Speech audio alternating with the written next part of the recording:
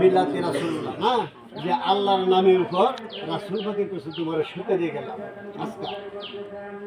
আর এটার পরে যখন আমরা মাটি দিবেন, মিনহা খালাকনাকুম অফিয়া নুইদুকুম অমিনা নুকিজুকুম তারা তো নুখা। আল্লাহ বলতেছে, আল্লাহ তো কোনো মুখ না, মানুষের মুখ কিন্তু আল্লাহর মুখ।